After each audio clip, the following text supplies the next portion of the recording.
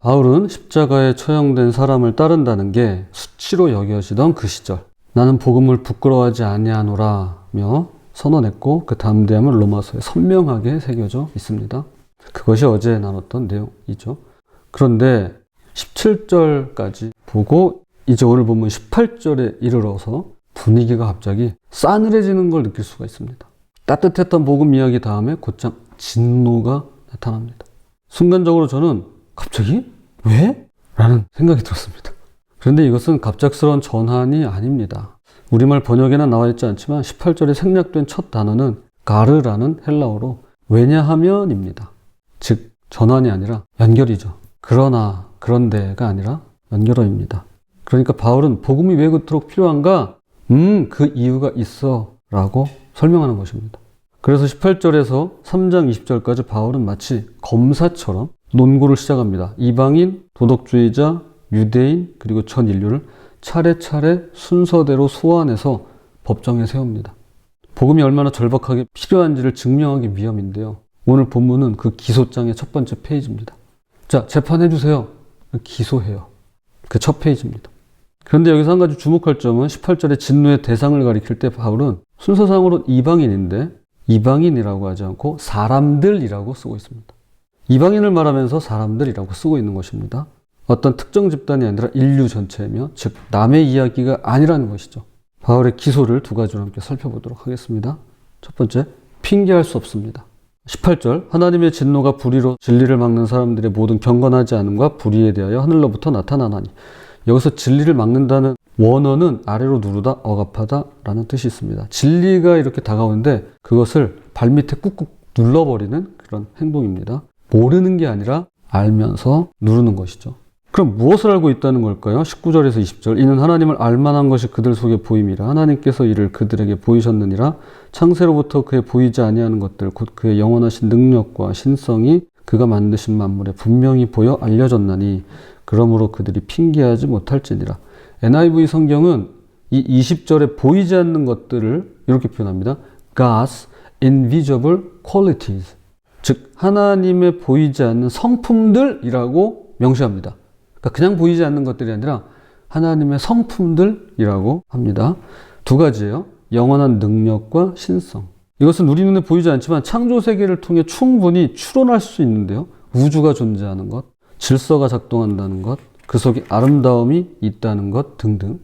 그 안에서 이것들을 만든 영원한 능력과 신적 존재를 읽어낼 수 있다라는 것입니다.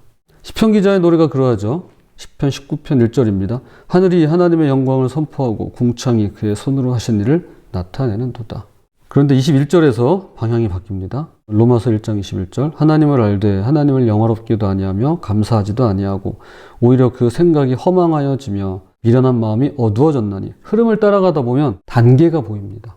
처음에 알았다에서 알지만 이걸 덮었어요. 눌렀습니다. 그러면서 영화롭게 하지 않았다. 그리고 감사하지 않았다.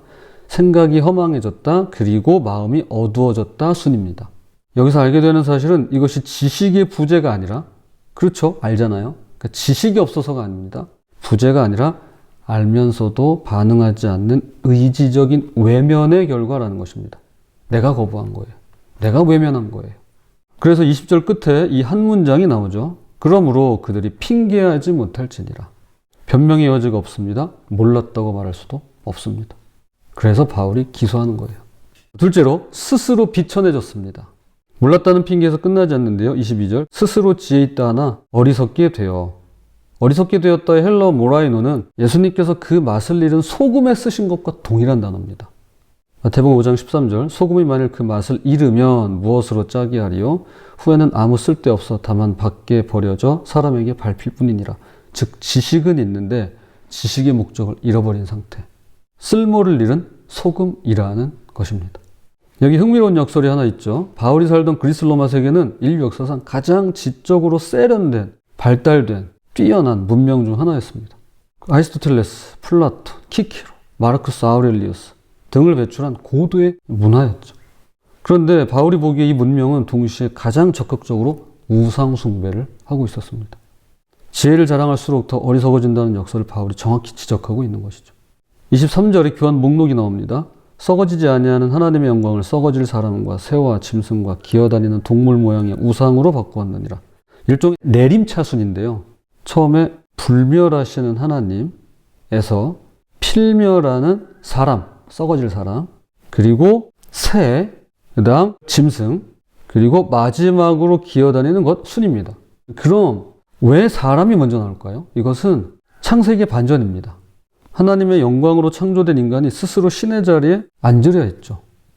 실제로 앉아 있습니다. 그런데 거기서 멈추지 않고요. 자, 내림차순이에요. 동물에게까지로 내려가는데요. 로마는 독수리를 상징하고 이집트는 아피스라는 황소신과 뱀을 숭배했습니다. 즉 자기에게 없는 힘, 속도, 신비를 그것들에서 찾는 것이죠. 하나님 대신 힘과 능력을 숭배하기 시작하면 어디까지 내려가는지 그 바닥을 보여주고 있는 것입니다. 그런데 이것이 이방인들만의 이야기였을까요? 이것은 시편의 한 구절을 암시합니다. 그래서 떠올리게 해요. 시편 106편 20절, 자기 영광을 풀먹는 소의 형상으로 바꾸었도다. 이것은 이스라엘이 광야에서 황금 송아지를 만든 그 사건을 가리킵니다. 여기서 바울은 이방인을 고소하는 척 하면서 실은 전 인류를 향해 공소장을 내미는 것입니다. 너희들은 다 재판을 치르게 될 거야. 그 얘기하는 거예요. 그리고 24절로 이어집니다. 그러므로 하나님께서 그들을 마음의 정욕대로 더러움에 내버려 두사 그들의 몸을 서로 욕되게 하게 하셨으니, 그러므로 즉 원인이 있으면 결과가 따르는 법이죠. 하나님께서 그들을 내버려 두셨답니다. 그 내버려 두심이 어떤 결과를 낳았는지는 내일 아침에 보도록 하겠습니다. 끝으로 25절이 모든 것의 본질을 한 문장으로 정리합니다. 25절, 이는 그들이 하나님의 진리를 거짓 것으로 바꾸어 피조물을 조물주보다 더 경배하고 섬김이라. 주는 곧 영원히 찬송할 이시로다. 아멘. 조물주 대신 피조물로, 영원한 것 대신 썩어질 것으로 교환했는데요. 불행히도 이것은 누군가 강제로 교환한 것이 아닙니다. 본인이 내려가고 스스로 비천해졌다라는 것입니다. 자, 말씀의 결론을 맺겠습니다. 이 이야기가 2000년 전 이방인들만의 이야기가 아님을 우리는 누구보다도 잘 알고 있습니다. 하나님이 계시다는 것, 그분을 경외해야 한다는 것, 감사해야 한다는 것을 이미 창조세계가 보여주고 있으며 우리의 양심이 증거하고 있습니다. 사실은 과학이 발달하면서 오히려 하나님의 입지라든가 하나님에 대한 것들이 줄어들기는커녕 오히려 그 반대가 되고 있죠. 그러니까 더 신비한 것이죠. 그런데 저마다의 이유로 그 앞을 억누르며 살아갑니다. 그리고 그 이유를 조금씩 강화시키면서 마침내 하나님이 계셔야 할 자리에 다른 것을 올려두게 되는 것이죠. 그것이 가장 먼저 사람이라는 겁니다. 이것이 25절에 바꾼 것입니다. 스스로 교환한 것이죠. 내가 한 거예요. 그래서 더 아프고 괴로운데요. 여기서 놓치지 말아야 할 것이 있습니다. 18절, 하나님의 진노가 나타나느니 에서 나타나다는 헬라어 아포칼리프테타이라고 해서 계시, 묵시란 뜻의 아포칼립스가 여기서 나왔습니다. 이것은 어제 보았던 17절, 복음에는 하나님의 의가 나타나서 할 때와 동일한 단어입니다. 하나님의 의도 나타났어요. 근데 바로 그 다음 절 18절에 하나님의 진노도 나타납니다. 이 둘은 모두 현재 시제로 쓰여 있고요. 이 말인즉슨 지금도 계속 나타나고 있다는 뜻이 됩니다. 옛날에 나타나고 끝나지 않았고요. 현재 시제예요. 오늘날도 나타나고 있다라는 것입니다. 진행 중이에요. 그러므로 하나님의 의도 나타나고 하나님의 진노도 나타나는 것입니다. 하나님의 의만 있지 않고요. 하나님의 진노도 같이 있습니다. 두 가지가 동시에 작동하고 있는 것이죠. 여기서 반드시 기억해야 할 것이 진노는 하나님께서 세상을 포기하겠다는 신호가 아닙니다. 반대로 이 세상을 바로잡고자 하는 의지의 시도로 볼 수 있습니다. 이것이 성경이 우리에게 증언하는 말씀이죠. 우리가 마음의 정욕대로 스스로 비천하게 아래로 내려간 그 방향을 향하여 하나님께서 정반대 방향에서 내려오셨습니다. 빌립보서 2장 7절 8절, 오히려 자기를 비워 종의 형체를 가지사 사람들과 같이 되셨고 사람의 모양으로 나타나사 자기를 낮추시고 죽기까지 복종하셨으니 곧 십자가에 죽으심이라. 우리가 스스로 비천해진 그 자리에까지 창조주께서 피조물이 되셔서 내려오신 것입니다. 이것이 복음의 방향이며 우리는 마침내 주님의 자리를 되찾고 내가 있어야 될 제자리로 돌아갈 수가 있는 것입니다. 그래서 복음이 필요하다. 그래서 이 복음의 하나님의 능력이 나타난다. 이게 마치 두나미스, 다이너마이트 같다 라고 말하는 것입니다. 그래서 우리가 하는 게 아니에요. 내가 할 수 있는 게 아닙니다. 그래서 하나님의 의가 나타났어요. 그 의가 필요합니다. 자기 의가 아니라 그분의 의. 부디 내가 무엇을 하나님의 자리에 올려두고 사는지 돌아보고 그 자리를 주님께 돌려드리는 저와 여러분의 삶이 되시기를 주님의 이름으로 부탁을 드립니다.